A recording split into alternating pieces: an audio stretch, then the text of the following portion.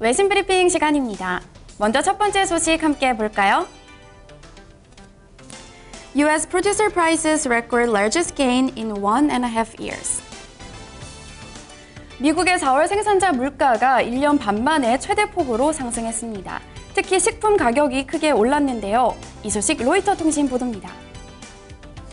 현지 시간으로 14일 로이터 통신에 따르면 미국 노동부는 4월 생산자 물가지수 PPI가 전월 대비 0.6% 상승했다고 밝혔습니다. 이는 지난 2012년 9월 이후 최대폭 상승으로 로이터 전문가들 예상치 0.2% 상승보다 높은 수치입니다. PPI는 지난달에 0.5% 상승을 기록한 바 있는데요. 변동성이 큰 에너지와 식품을 제외한 근원 PPI 역시 전월 대비 0.5% 올라 전문가 예상치 0.2% 상승을 웃돌았습니다. 특히 식품 가격이 2.7% 급등하며 크게 올랐습니다. 캘리포니아 지역의 가뭄으로 식품 물가 상승 압력이 높아진 것으로 풀이됩니다. 스콧 브라운 레이몬드 제임스 앤드 어소시에이츠 수석 이코노미스트는 이날의 지표는 가격 상승 압박이 점차 강해지고 있다는 신호라며 변동성은 여전히 높은 편이라고 진단했습니다. 다음은 기업 소식입니다. Macy's profit rises but revenue slips. 미국의 대형 백화점인 메이시스가 부진한 실적을 공개했습니다. 순이익은 전문가 예상치를 웃돌았지만 매출이 다소 부진했는데요. 이 소식 USA 투데이 보도입니다. 현지 시간으로 14일 USA 투데이에 따르면 메이시스는 지난 3일 마감한 회계 1분기에 2억 2,400만 달러, 주당 60센트의 순이익을 기록했다고 밝혔습니다.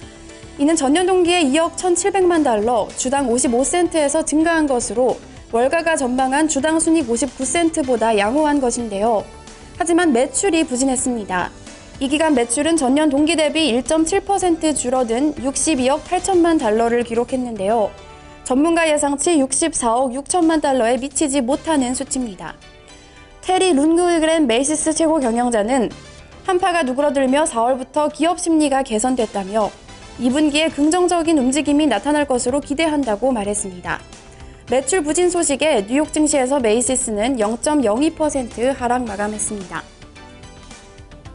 네, 마지막은 유럽 소식입니다. UK unemployment rate falls to 5-year low. 영국의 지난 1분기 실업률이 5년 만에 최저치로 떨어졌습니다. 영국 경제 회복세가 가속화되고 있는데요. 이 소식 BBC 뉴스 보도입니다.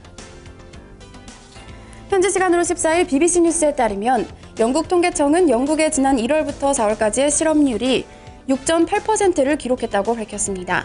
이는 지난 분기의 6.9%보다 0.1%포인트 낮은 수치로 전문가들 예상치와 일치하는 것입니다. 1분기 실업자 수는 221만 명으로 지난해 10월과 12월 동안에 기록한 실업자 수보다 12만 3천 명 줄어든 것으로 집계됐습니다.